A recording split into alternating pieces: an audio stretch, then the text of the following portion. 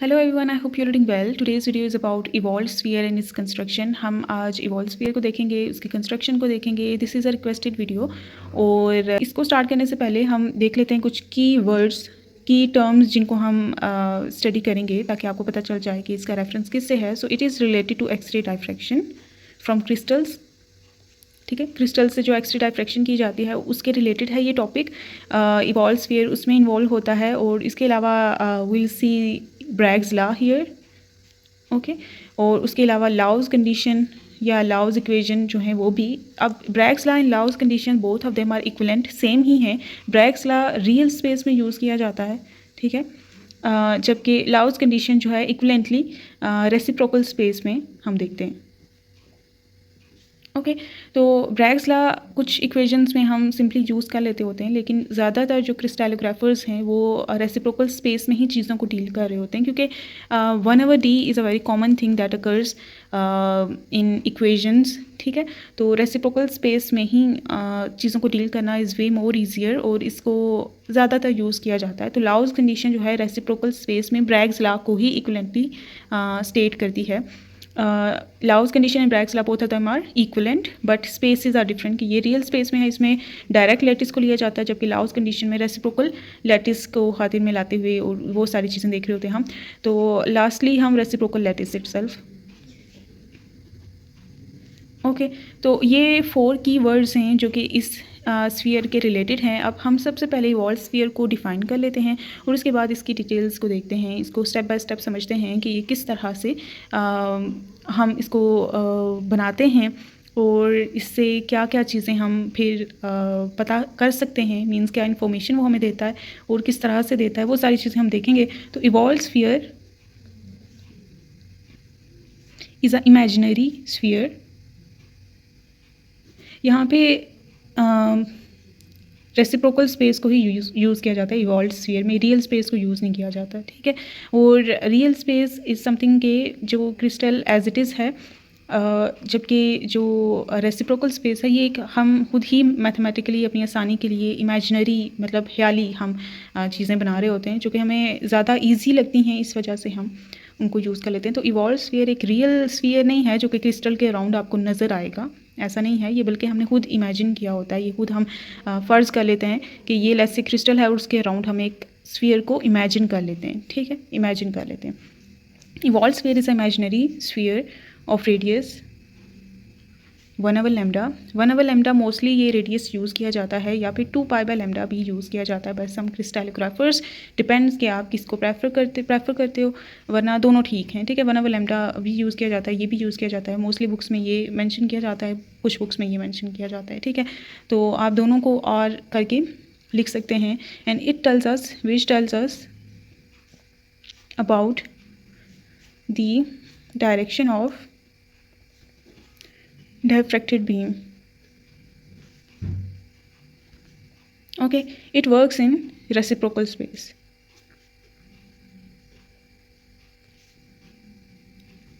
All right, तो अभी हमने देख लिया कि इवॉल्व स्फीयर हमें क्या बताता है। इवॉल्व स्फीयर हमें बताता है about the direction of diffracted beam, कि आपने एक क्रिस्टल रखा था, ठीक है, उस पर आपने एक्सरेज को फॉल किया, फॉल करने के बाद वो डायफ्रैक्ट होंगी, डायफ्रैक्ट होके वो कहाँ पे जाएंगी, किस डायरेक्शन में डायफ्रैक्ट होंगी, वो डायरेक्शंस क्या होंगी, दैट इज़ समथिंग जो कि हमें इवॉल्व स्फीयर बताएगा कि किस डायरेक्शन में वो जाएंगी, ठीक है। इवॉल्व स्फीयर हमें ये बताएगा।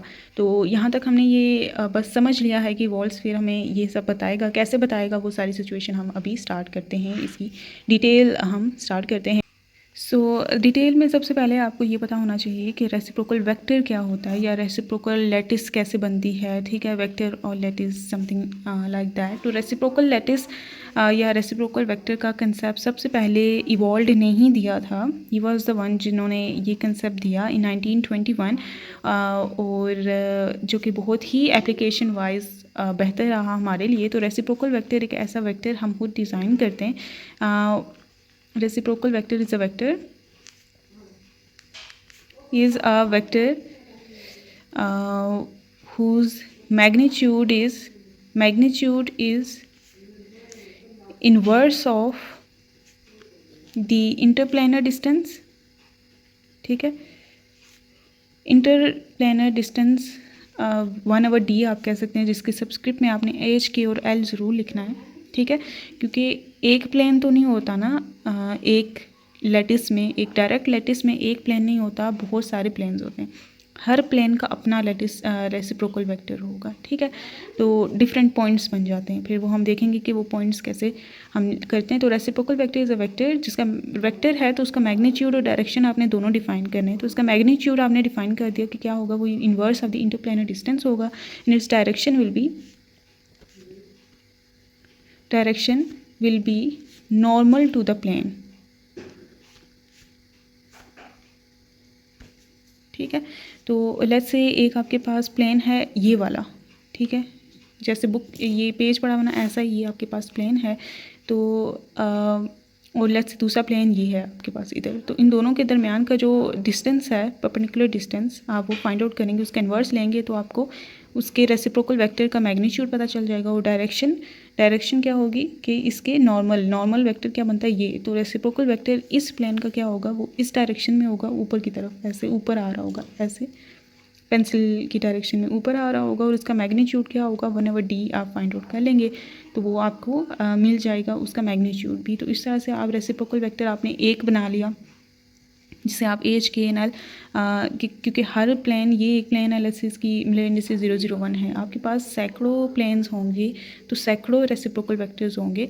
और एच के एन एल जहाँ पे आप ये देख सकते हैं ना, एच के एन एल, तो यहाँ पे आप अगर देखें तो रेसिप्रोकल वेक्टर जो है ये मैथमेटिकली इक्वल होता है H A asterisk plus K B asterisk plus L C asterisk, ठीक है। ये ऐसा ही है जैसे हम लिखते होते थे पोजीशन वेक्टर को लिखते होते थे कि एक्स आई हैट प्लस वाई जे हैट प्लस के हैट के साथ जी, ठीक है। एक्स वाई जी यहाँ पे एच के एन एल बन रहे हैं, जबकि ए स्टार बी स्टार और सी स्टार यूनिट वेक्टर्स की पोजीशन ले रहे हैं। तो ये ऐसा ही है जैसे यूनिट वेक्टर और इसके कोऑर्डिनेट्स हम बनाते होते थे एक्स वाई एंड जी। तो यहाँ पे रियल स्पेस में कोऑर्डिनेट्स एक्स वाई एंड जी बताते हैं, जबकि रेसिप्रोकल स्पेस में जो कोऑर्डिनेट्स होते हैं पॉइंट्स इन स्पेस, ठीक है, जिन्हें हम कहेंगे रेसिप्रोकल लैटिस पॉइंट्स।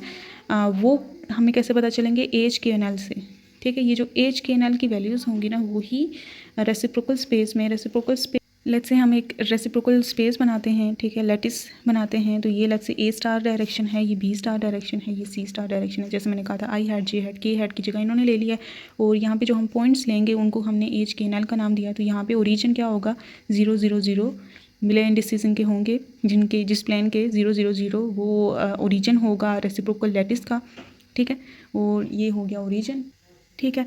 और इसी तरह हम इस पॉइंट को डिफाइन कर सकते हैं, ये पॉइंट बी जो कि सेकंड मिलर इंडिसेस को शो करता है, लेट्स से 1 यूनिट है 010, ये लैटिस पॉइंट बनेगा, ठीक है। रेसिप्रोकल लैटिस पॉइंट ये होगा। रेसिप्रोकल लैटिस पॉइंट क्यों होगा, क्योंकि रेसिप्रोकल वेक्टर क्या है, वो ये है एल सी स्टार, ठीक है। तो ये A B and C coordinate system है जिसमें H K and L are the coordinates for the reciprocal vector या फिर पॉइंट भी कह सकते हैं। तो रेसिप्रोकल वेक्टर भी कह सकते हैं या लैटिस पॉइंट भी कह सकते हैं, रेसिप्रोकल लैटिस पॉइंट, क्योंकि वेक्टर क्या होता है ओरिजिन से यहाँ तक का वेक्टर जो बनेगा उस पॉइंट तक, लैटिस पॉइंट तक का वेक्टर। तो ये अगर मैं वेक्टर बना दूँ तो ये रेसिप्रोकल वेक्टर बन गया है 010 का, ठीक है। इसी तरह ये 020 हो जाएगा, इसी तरह ये 0.030 हो जाएगा। जैसे हम एक्स वाई जी के अलॉन्ग मूव करते होते थे, ये 1 यूनिट अलॉन्ग बी है, 2 unit along B, 3 unit along B, ठीक है। इसलिए सेकंड वाला मैंने सिर्फ बढ़ाती गई हूँ, 0 रखे मैंने सी और ए, क्योंकि उनके अलॉन्ग मोशन नहीं की, ठीक है। अगर उनके अलॉन्ग मोशन करें, लेट्स से सी स्टार की अलॉन्ग मोशन करें और इसके ऊपर करें तो ये क्या हो जाएगा, ये ए वाले में तो मोशन नहीं की, बी वाले में यहाँ पे 1 ही रहेगा क्योंकि इसी के ऊपर है डायरेक्टली अबव, और 0 ये जो है सी का ये 1 हो जाएगा यहाँ पे लेट्स से, ठीक है। इस तरह आप नेगेटिव डायरेक्शन में भी बना सकते हो, कंस्ट्रक्ट कर सकते हो, और इस तरह से आप पूरी एक रेसिप्रोकल लैटिस बना सकते हो, ठीक है। जिनके पॉइंट्स को कौन डिफाइन करेंगे, मिलर इंडिसेस डिफाइन करेंगे, और वो मिलर इंडिसेस होंगे प्लेन्स के, ठीक है। और वो मिलर इंडिसेस आपको पता है, मिलर इंडिसेस जो हैं प्लेन्स के हैं, और रेसिप्रोकल वेक्टर जो है तमाम इंफॉर्मेशन अपने अंदर सेफ रखता है about the original nature of the direct lattice. वो कैसे, जैसे मैंने बताया कि जो रेसिप्रोकल लैटिस वेक्टर है उसकी जो मैग्नीट्यूड है that is equals to 1/d h/l inverse of interplanar distance. तो आपको इंटरप्लेनर डिस्टेंस ओरिजिनली पता चल जाएगा कि उस पर्टिकुलर डायरेक्ट लैटिस का प्लेन्स के दरमियान का डिस्टेंस क्या है वो आपको आराम से पता चल जाएगा, और उनकी डायरेक्शन क्या है वो रेसिप्रोकल वेक्टर की डायरेक्शन से आपको पता चल जाएगी। तो ये इस तरह से आप एक पूरी लैटिस कंस्ट्रक्ट कर लेते हो, ठीक है, नेगेटिव पॉजिटिव में इस तरह से, ठीक है। Using their Miller indices of the planes you can construct our reciprocal lattice. और A star, B star, C star जो हैं ये actually they are unique to a unit cell, जो आप डायरेक्ट यूनिट सेल जो आप ले रहे हो, क्योंकि आपने एक यूनिट सेल ले लिया है जिसका ए बी सी आपने फिक्स ले लिया है, ठीक है। तो उसका ए star, B star, C star आप इन इक्वेशंस को यूज़ करते हुए फाइंड आउट कर सकते हैं, ठीक है। और वो फाइंड आउट करने के बाद आप एक लैटिस कंस्ट्रक्ट कर लेते हैं। ये सारा काम आपका इमेजिनरी काम होता है, ये ऐसा नहीं है कि जो एक्चुअल में है। ये आप अपनी आसानी के लिए अपनी इंटरप्रिटेशन को जो आप जब आप एक्सपेरिमेंट्स करते हैं तो आपका एक पार्ट एक्सपेरिमेंटल रिजल्ट्स का होता है और दूसरा पार्ट होता है कि आप क्या थ्योरेटिकली प्रिडिक्ट कर रहे हैं। तो थ्योरेटिकली प्रिडिक्ट करने के लिए आप इस सारी फॉर्मुलेशन को यूज़ करते हैं। तो आप रेसिप्रोकल लैटिस बनाते हैं अपने क्रिस्टल की जो आपने अंडर स्टडी लिया हुआ है, और उसको कंस्ट्रक्ट करते हैं, इवॉल्व स्फीयर बनाते हैं, और आप प्रिडिक्ट करते हैं कि अगर मैं ये वाली लैम्डा की वेवलेंथ इस पर डायरेक्ट करता हूँ तो मुझे कौन से प्लेन्स के करस्पॉन्डिंग डायफ्रैक्टेड बीम मिलेगी। एक तो कहाँ किस डायरेक्शन में बीम मिलेगी और किन प्लेन्स के करस्पॉन्डिंग मिलेगी, वो सारी चीज़ें आपको इवॉल्व स्फीयर के कंस्ट्रक्शन के थ्रू पता चल जाती हैं। तो अभी तक हमने देख लिया है कि रेसिप्रोकल वेक्टर क्या होता है, ठीक है।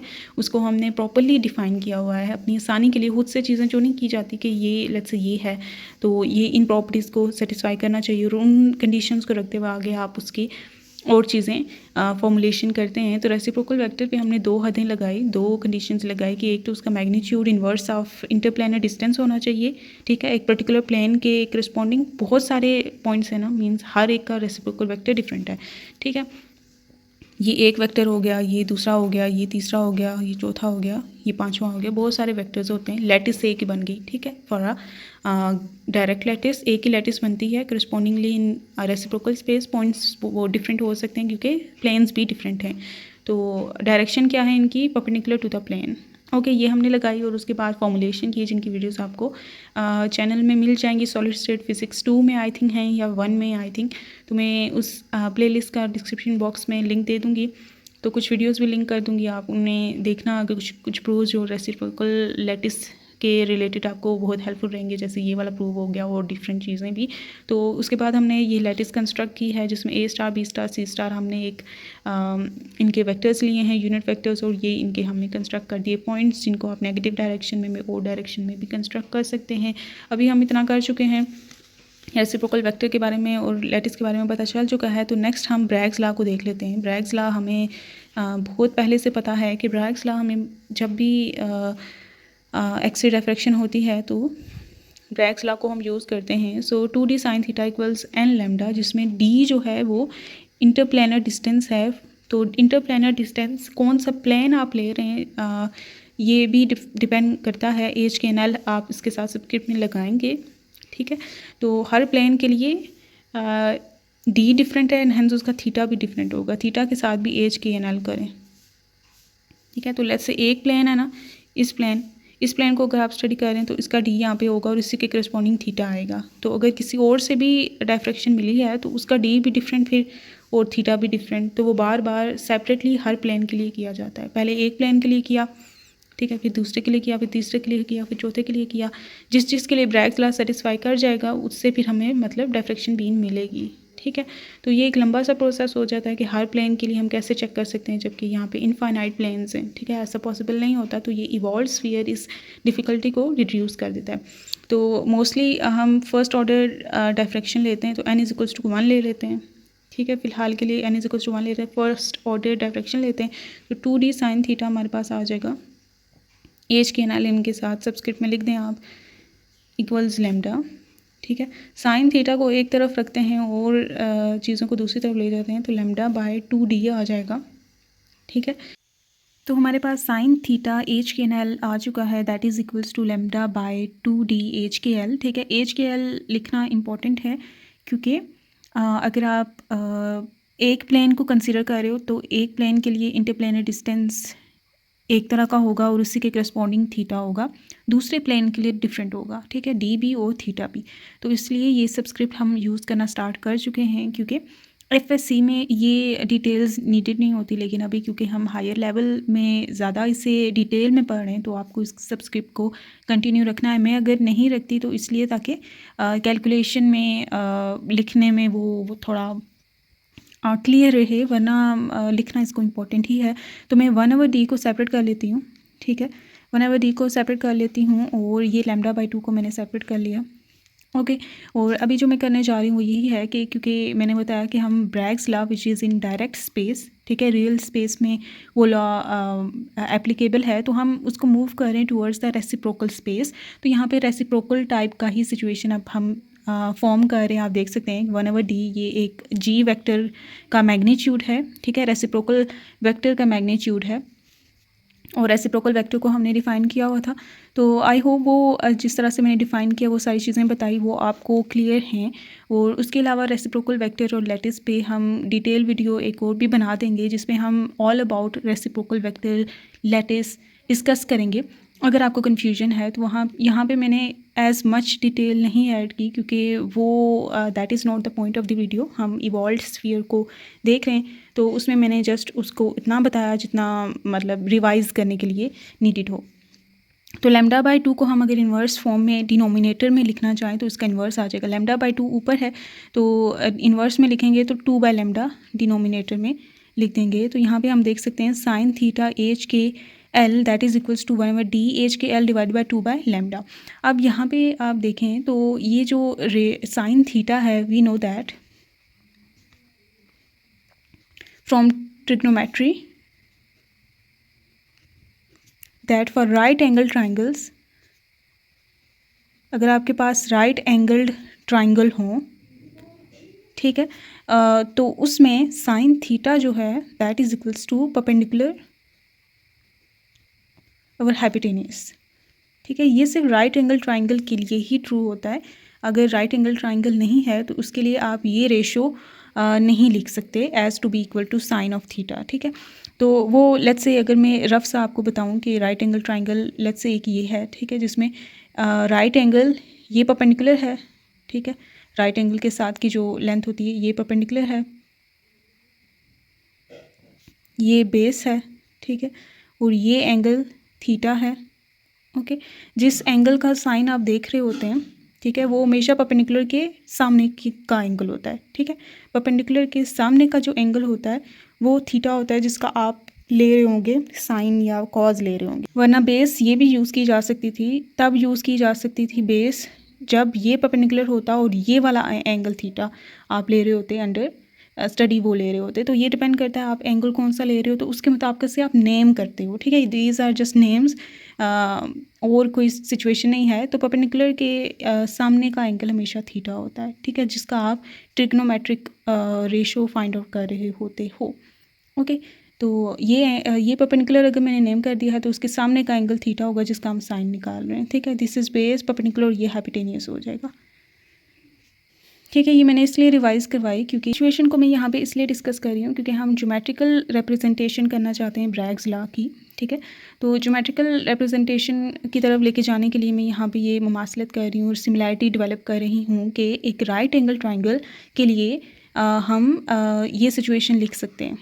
ठीक है, तो अगर एक राइट एंगल ट्राइंगल में बनाऊँ तो उसके लिए मैं ये कर सकती हूँ और हैंस ज्योमेट्रिकल रिप्रेजेंटेशन हो सकती है। तो फ्रॉम थ्योरम हम theorem of mathematics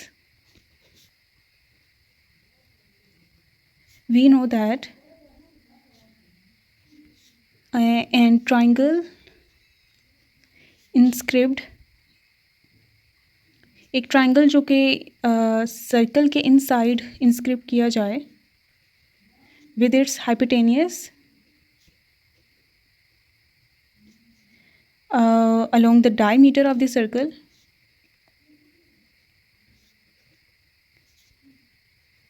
forms a right angle triangle. ठीक है। अगर अब एक ऐसा ट्राइंगल बनाएं जिसकी हाइपोटेनियस डायमीटर के इक्वल हो, ठीक है, डायमीटर के अलॉन्ग हो, जो ट्राइंगल बनेगा वो राइट एंगल ट्राइंगल ही बनेगा अगर आप उसे इनसाइड अ सर्कल बनाएं। तो यहाँ पे भी हम वही करने जा रहे हैं, ठीक है। मैंने एक सर्कल बना लिया, ओके, और उस सर्कल का हाइपोटेनियस मैंने ये कर लिया जो कि उसका डायमीटर भी है, ठीक है। ये लेट्स से सर्कल का सेंटर है, ओके, ये इसका हाइपोटेनियस होगा उस ट्राइंगल का। तो यहाँ पे भी हमारे पास ये एक सिचुएशन बन रही थी ना, तो ये हाइपोटेनियस क्या है और परपेंडिकुलर क्या है ये हम देखते हैं। ऊपर होना चाहिए परपेंडिकुलर, अगर राइट एंगल ट्राइंगल है तो ऊपर जो सिचुएशन आ रही है वो होगी परपेंडिकुलर डिवाइडेड बाय नीचे जो है वो हाइपोटेनियस होगा, ओके। तो 2/λ आ रहा है ना इधर, ओके। इस सिचुएशन को हम ड्रॉ कर रहे हैं डायग्राम के फॉर्म में ज्योमेट्रिकली। तो यहाँ पे हाइपोटेनियस 2/λ है, ओके। राइट एंगल ट्राइंगल के लिए ये सिचुएशन करेक्ट होगी। हमने अब राइट एंगल ट्राइंगल के लिए जो सिचुएशन बन सकती थी वो थ्योरम यूज़ किया। अब यहाँ पे हाइपोटेनियस हमने बना लिया। हाइपोटेनियस की लेंथ क्या है? 2/λ। तो ये जो पूरी लेंथ है ये वाली, ये है 2/λ, ओके। उसके बाद हमें क्या चाहिए कि हमने अब ट्राइंगल बनाना है पूरा, वो होगा राइट एंगल ट्राइंगल। ये हाइपोटेनियस है तो उसके साथ यहाँ पे कोई परपेंडिकुलर बना लेते हैं जो कि यहाँ पे भी टच कर सकता है, यहाँ पे भी कर सकते हैं, यहाँ पे भी कर सकते हैं, किसी भी तरह कर सकते हैं। मैं बस ऐसे ही इसको ये ले लेती हूँ लेंथ, ठीक है। ये मैं परपेंडिकुलर ले रही हूँ, तो अगर मैं ये परपेंडिकुलर ले रही हूँ तो यहाँ पर एक लेंथ जो इन दोनों को जोड़ेगी, तो ये अगर परपेंडिकुलर है, ठीक है, तो इसके सामने वाला एंगल जो होगा ना वो होगा थीटा। ये हो गया थीटा।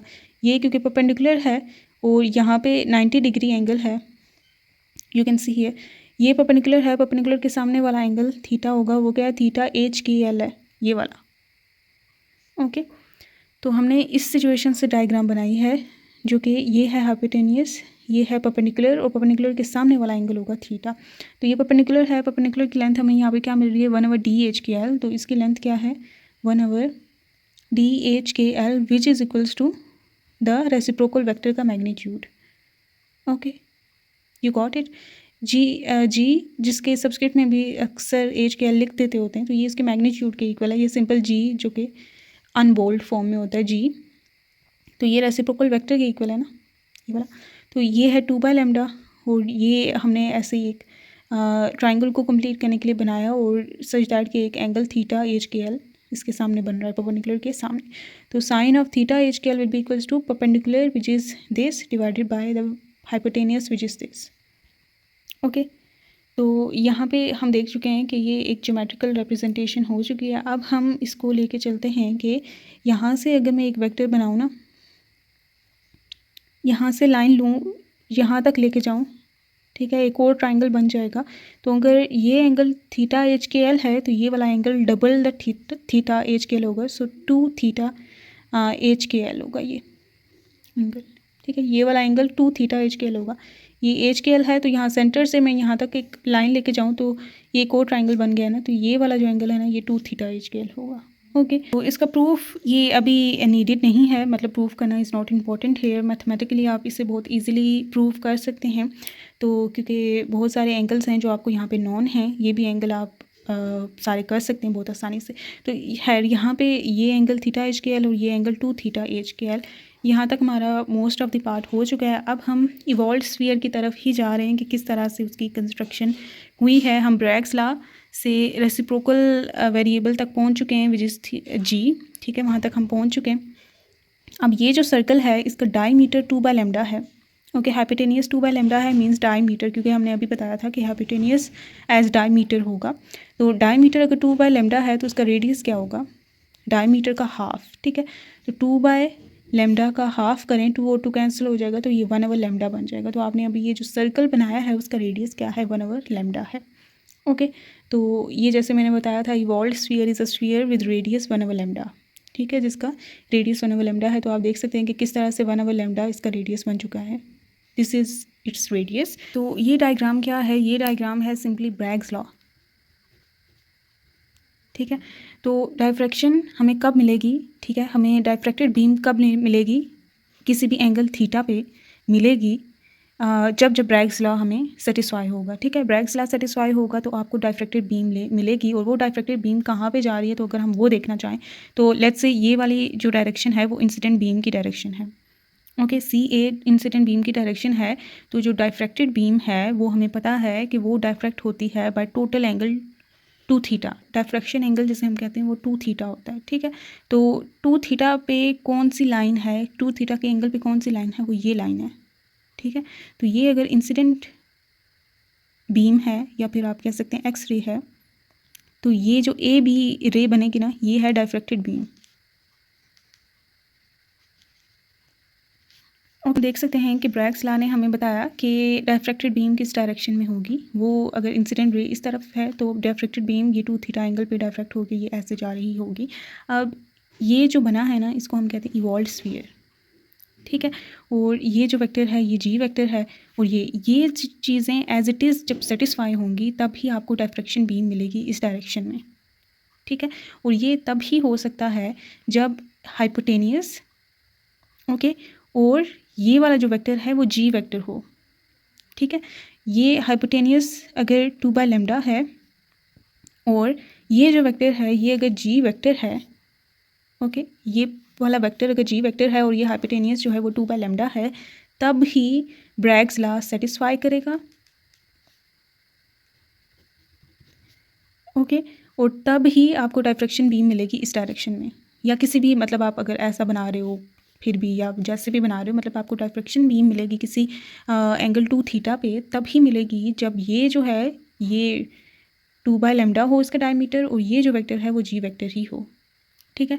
तो फिर हम क्या करते होते हैं इस सिचुएशन में कि हम जब भी क्रिस्टल है वो क्रिस्टल को हम प्लेस करते होते हैं at the centre of the evolved sphere. इसको इवॉल्व्ड स्फीयर हम कहते हैं। यहाँ पे हमने क्रिस्टल रखा, यहाँ पे क्रिस्टल रखने के बाद एक इमेजिनरी सर्कल, क्योंकि इमेजिन करते होते हैं, इमेजिनरी स्फीयर करते हैं इन 3D। यहाँ पे हम 2D की मैं बात कर रहे हैं, तो इमेजिनरी हम सर्कल करते हैं जिसका रेडियस है 1/λ और जिसका डायमीटर 2/λ है, ठीक है।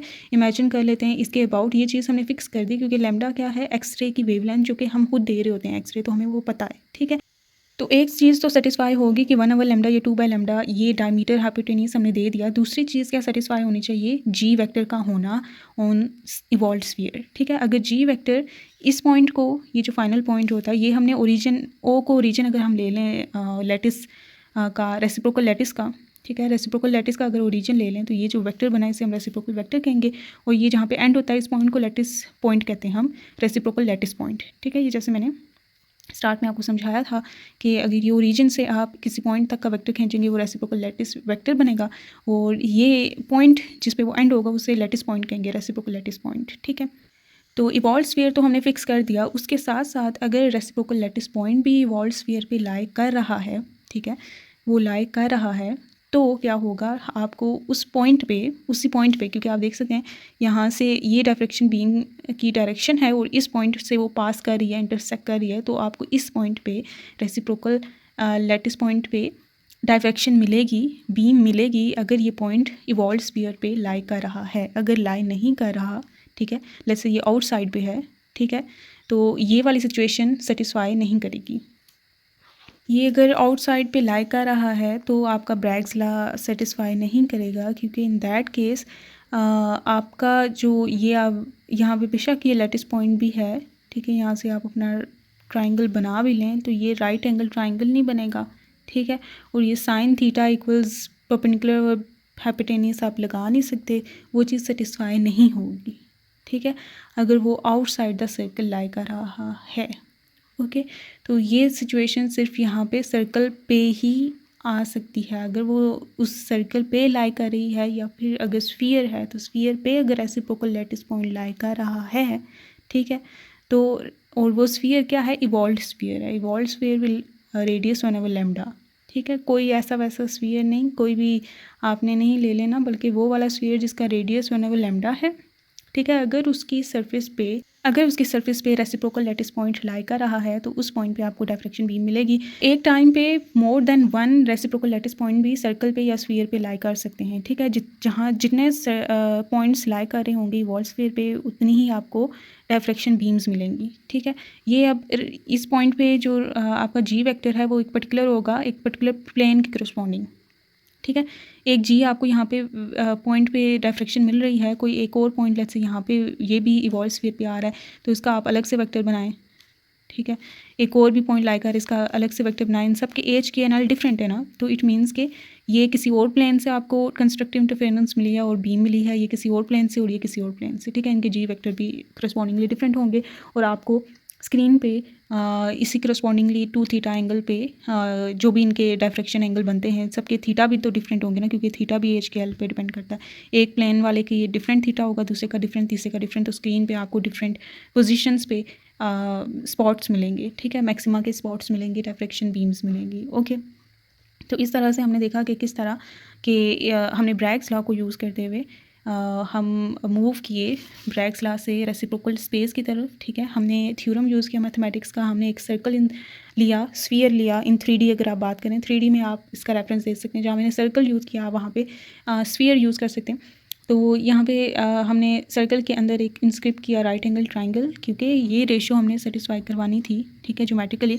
तो वो तभी हो सकती है जब राइट एंगल ट्राइंगल हो। राइट एंगल ट्राइंगल हम सर्कल की हेल्प से बना सकते हैं अगर उसका डायमीटर हम हाइपोटेनियस ले लें, ठीक है। तो वो हमने किया और करने के बाद हम इस सर्कल तक पहुँचे जिसमें हमने इसको लेट कर लिया CA जो है इंसिडेंट बीम है। तो बाय ज्योमेट्री ये एंगल 2 थीटा बन रहा था और हमें पता है कि 2 थीटा पे डायफ्रेक्टेड बीम जाती है, तो ये वाली हैंस डायफ्रेक्टेड बीम है, ये इंसिडेंट बीम हो गई, ये डायफ्रेक्टेड बीम हो गई। और ये वाला वेक्टर तो जी वेक्टर है, ये हमने पहले ही देख लिया था 1/d के इक्वल है ये। और इसके बाद हमने देखा कि अगर ये वेक्टर, ये वाला वेक्टर जी वेक्टर है और ये 1/λ है, तभी ब्रैग्स लॉ सेटिस्फाई करेगा और आपको डायफ्रेक्शन बीम मिलेगी इस डायरेक्शन में, ठीक है। तो अगर नहीं है तो नहीं मिलेगी। तो ये हमें मिल गया, इवॉल्व स्फीयर मिल गया। इवॉल्व स्फीयर हमने एक फिक्स स्फीयर बना दिया कि 1/λ ये तो हम सेटिस्फाई करवा ही लेंगे, लेकिन अगर reciprocal lattice point evolve sphere पे लाई कर रहा है, ठीक है, तो क्या हो जाएगा, दोनों कंडीशन सेटिस्फाई हो जाएंगी और आपको उस थीटा पे, ठीक है, या उस पॉइंट पे डायफ्रेक्शन मिल जाएगी। और वो पॉइंट मल्टीपल पॉइंट्स हो सकते हैं सिमल्टेनियसली। सो प्रैक्टिकली ये होता है कि अगर एक ओरिएंटेशन पे कोई रेसिप्रोकल लैटिस पॉइंट अगर इवॉल्व स्फीयर पे नहीं आ रहा तो हम क्रिस्टल की ओरिएंटेशन को चेंज करते हैं। ओरिएंटेशन जैसे ही क्रिस्टल की चेंज होती है तो करस्पॉन्डिंगली जो रेसिप्रोकल लैटिस है उसका वो भी रोटेट करता है अपने डायरेक्ट लैटिस के साथ साथ ही। ये इमेजिनरी है और ये इसकी प्रॉपर्टी है, ये भी उसके साथ साथ ही ये पॉइंट्स भी रोटेट करेंगे सच दैट कि लेट्स से एक ओरिएंटेशन पे कोई भी लैटिस पॉइंट नहीं आ रहा था, दूसरी ओरिएंटेशन पे आना शुरू हो गए, तीसरी ओरिएंटेशन में और ज़्यादा आना शुरू हो गए। तो इस तरह से हम अपने क्रिस्टल को रोटेट भी कर रहे होते हैं जब हम इसकी एक्सरे डायफ्रेक्शन पैटर्न ले रहे होते हैं। रोटेट करने से ये होता है किसी एक ओरिएंटेशन पे ज़्यादा आपको बीम मिलती हैं, ठीक है, डायफ्रेक्टेड बीम मिलती हैं, किसी में कम मिलती हैं, किसी में ज़्यादा। तो इस तरह से मल्टीपल आप डाटा कलेक्ट कर सकते हैं डिफरेंट ओरिएंटेशन के करस्पॉन्डिंगली। ये जो सिचुएशन है ये लाउ कंडीशन से भी डिराइव की जा सकती थी, जिसमें हम ये देख सकते हैं ये इंसिडेंट रे है, तो इंसिडेंट रे है और इसका रेडियस हमें पता है कि ये सर्कल के रेडियस के इक्वल है, तो हम इसे KI का नाम देख सकते हैं विच इज़ 1/λ, ठीक है। और ये जो है ये है डायफ्रेक्टेड बीम जो कि itself radius of the circle ही है और ये भी 1/λ ही है, ठीक है। इलास्टिक क्योंकि स्कैटरिंग होती है ना एटम से, क्रिस्टल डायफ्रेक्शन जो है वो इलास्टिक फिनोमेना है, तो इसमें जो लैम्डा है इंसिडेंट और डायफ्रेक्टेड की वो सेम ही रहती है, इस वजह से भी ये मतलब उसी का कंसिक्वेंस है। तो ये KF है, ठीक है। इनकी डायरेक्शंस डिफरेंट होती है, मैग्नीट्यूड सेम होते हैं, तो ये K वेक्टर्स हैं, वेव वेक्टर्स हैं इनके। तो जो हमें पता है कि लाउ कंडीशन हमें बताती है कि डेल्टा K जो है, ओके, वो इक्वल होती है G वेक्टर के, ओके।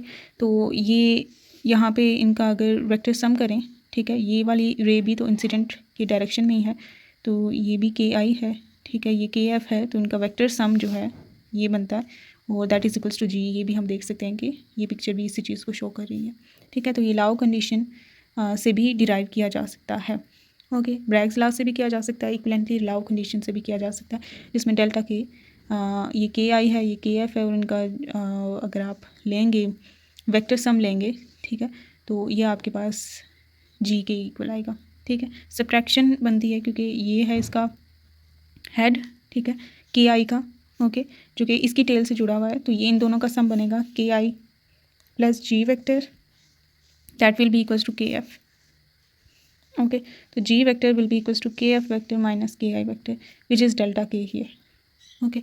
तो आप ये ऐसे देख सकते हैं।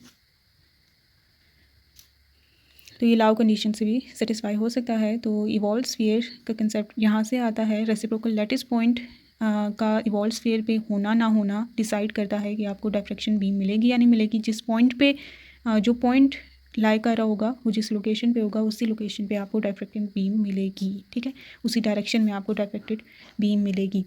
तो ये चीज़ इस सारी सिचुएशन को बहुत ही आसान कर देता है। दैट इज़ वाई इसको यूज़ किया जाता है ये जानने के लिए कि वेदर आपको डायफ्रैक्शन बीम मिलेगी और किस डायरेक्शन में मिलेगी। तो आप देखते हैं वॉल कंस्ट्रक्शन के स्टेप्स क्या हैं। First step is a circle of radius 1/, lambda is drawn with the crystal जिसकी एक्सरे डायफ्रैक्शन स्टडी की जा रही है, एक्सआरडी किया जा रहा है एट इट्स सेंटर। ओके जैसे हमने यहाँ पे किया था, ये सर्कल है 1/, लैम्डा के रेडियस का और सेंटर पॉइंट पे हमने क्रिस्टल को इमेजिन किया है। ओके और उसका नाम मैंने ए दे दिया है। ओके फिर सेकेंडली हम इंसिडेंट बीम को डिफाइन करते हैं। The incident beam passes through the center of the circle along the diameter line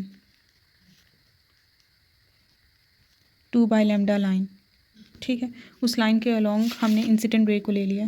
okay ये भी उसी की ही डायरेक्शन है। तो ओ पॉइंट पे हम कहते हैं कि ये that leaves the circle, incident ray leaves the circle, ये वो पॉइंट है। तो इंसिडेंट बीम एंटर कर गई, उसके बाद हमने जो पॉइंट ओ है, the point where incident ray leaves the circle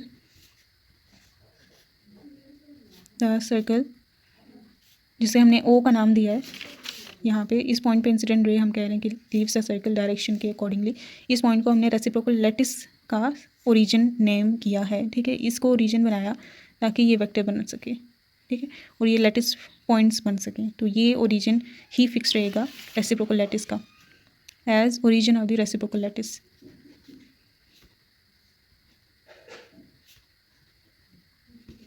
okay तो वो ही ओरिजिन होगा और इसका रीज़न ये है क्योंकि वो रेसिप्रोकल वेक्टर को रिप्रेजेंट कर रहा है। तो वेक्टर ओरिजिन के रेफरेंस से होता है और ओरिजिन टेल है और टेल ये है, तो इसी को ओरिजिन होना होगा सच दैट कि ये एक वेक्टर बन सके, रेसिप्रोकल वेक्टर बन सके।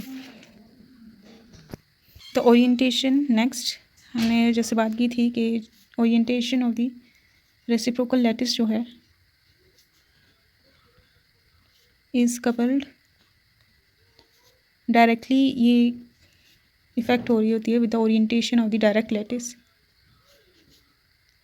डायरेक्ट लैटिस या फिर आप क्रिस्टल कह सकते हैं जिसको आपने सेंटर पे रखा हुआ है। जैसे जैसे आप क्रिस्टल को रोटेट करेंगे किसी भी पॉइंट के अबाउट, नॉर्मली सेंटर के अबाउट ही किया जाता है, तो रेसिप्रोकल लैटिस जो आपने ये कंस्ट्रक्ट की होगी डॉट्स में, जैसे हमने पहले भी कंस्ट्रक्ट की थी, वो भी रोटेट करेगी ऐसे। ठीक है, ये अगर आपने ऐसे रोटेट किया, ये भी रोटेट करेगी ऐसे, तो करस्पॉन्डिंगली इफेक्ट आएगा। और rotation of the crystal about the center of the evolved circle, about the center of the evolved, centre की बात, सर्कल की बात करें या फिर स्फीयर ए की बात है। ठीक है, सर्कल 2D में और स्फीयर 3D में, results in an equivalent rotation of the reciprocal lattice about the reciprocal lattice origin. Okay तो जैसे जैसे डायरेक्ट लैटिस को आप रोटेट करेंगे इस सेंटर के अबाउट, इसी तरह रेसिप्रोकल लैटिस जो है अपने सेंटर के अबाउट भी रोटेट करेगी।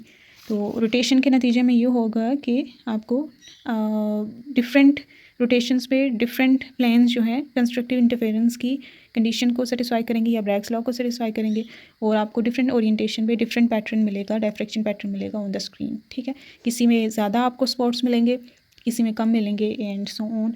When the crystal is oriented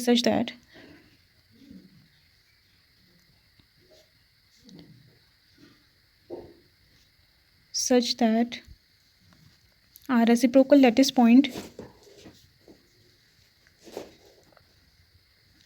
lies on the evolved sphere, the Bragg's condition will be satisfied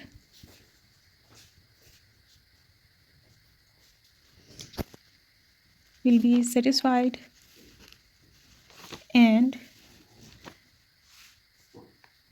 our diffraction spot will be obtained on the screen, ठीक है।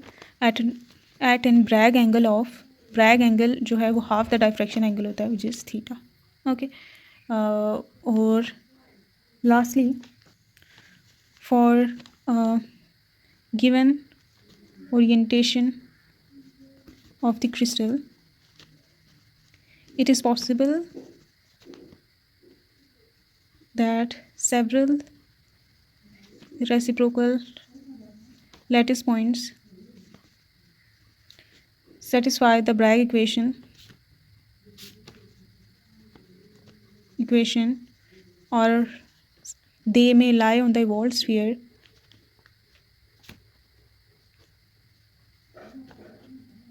सिमल्टेनियसली, ठीक है। तो इस तरह से हमने देखा कि ब्रैग्स इक्वेशन का सेटिस्फाई करना या लाउस कंडीशन का सेटिस्फाई होना, दैट इंश्योर्स के डायरेक्शन बीम मिलेगी, ठीक है। इसको इक्विवेलेंटली आप दूसरे वर्ड्स में कैसे कह सकते हैं, इवॉल्व की लैंग्वेज में कैसे कह सकते हैं, आप ये कह सकते हैं कि अगर रेसिप्रोकल लैटिस पॉइंट लाई कर रहा है ऑन द इवॉल्व स्फीयर, ठीक है, देन आपको उस पॉइंट पे जो पॉइंट लाई कर रहा होगा, ठीक है, क्योंकि रेसिप्रोकल लैटिस पॉइंट ये लेट्स से ओरिजिन है उसका, तो एक ये भी पॉइंट हो सकता है, ये भी पॉइंट, ये भी पूरी एक लैटिस बनती है ना, जिसके डिफरेंट लैटिस पॉइंट्स होते हैं करस्पॉन्डिंग टू प्लेन्स, ठीक है। लेट्स से ये 111 का प्लेन है, ये लेट्स से 101 का है, ये मैंने ऐसे रफ ही नेम कर दिए। प्रॉपरली हमने पहले देखा था किस तरह से नेम करते हैं, प्लेन्स को नेम किया जाता है, तो डिपेंडिंग अपॉन ABC डायरेक्शंस क्या हैं और हम कोऑर्डिनेट्स HKNL के फॉर्म में देते हैं। ईच पॉइंट जो है एक प्लेन को रिप्रेजेंट कर रहा है, ठीक है। Each reciprocal point lattice point shows plane, okay, ये हमने पहले भी बात डिस्कस की थी। तो ये प्लेन्स ये अगर पॉइंट लाई कर रहा है वॉल स्फीयर पे, ठीक है, डायफ्रैक्शन मिलेगी आपको, इस स्पॉट पे मिलेगी, इस स्पॉट पे मिलेगी अगर ये लाई कर रहे हैं। इसके अलावा ये लाई नहीं कर रहे तो इन पे नहीं मिलेगी, क्योंकि ब्रैग्स कंडीशन डजंट सेटिस्फाई। और क्यों नहीं सेटिस्फाई होती, हमने रीज़न देखा था, राइट एंगल ट्रायंगल नहीं बनता और वो सिचुएशन ट्रू नहीं होती इन केस के लिए, ठीक है। तो आई होप ये आपको क्लियर हो चुका है कि वॉल स्फीयर क्या है। वॉल स्फीयर एक इमेजिनरी स्फीयर है ऑफ रेडियस 1/λ, ठीक है। ये एक इक्विवेलेंट सिचुएशन है जो आप ब्रैग्स लॉ की सेटिस्फाई होने के लिए बताते होते हैं। तो ये एक स्फीयर है और रेडियस लैम्डा, जो कि बताता है कि आपको डायफ्रैक्शन बीम कहाँ कहाँ मिलेगी, that is directly connected to the occurrence of the reciprocal lattice points on the evolved sphere. If the lattice point lies on the evolved sphere, then there will be a diffraction spot corresponding to that spot. इस point के corresponding आपको spot मिलेगा, इस direction में मिलेगा, okay. इसी direction में beam होगी, जो पॉइंट आ रहे होंगे, ठीक है, इन्हीं की डायरेक्शन में बीम मिलेगी आपको, और वही प्रोपोर्शनल होंगे थीटा एंगल के। तो इस तरह से ये इवॉल्व इंटरप्रिटेशन यूज़ की जाती है एक्सरे डायफ्रैक्शन में to know where the beam will diffract. और यही इसकी कंस्ट्रक्शन थी। कंस्ट्रक्शन के किस तरह से आप इसको कंस्ट्रक्ट करते हैं, तो वो भी हमने स्टेप बाय स्टेप भी देख लिया, ओके। इन स्टेप्स को फॉलो करते हुए हम इस सारी चीज़ों को कंस्ट्रक्ट करते हैं और यूज़ करते हैं।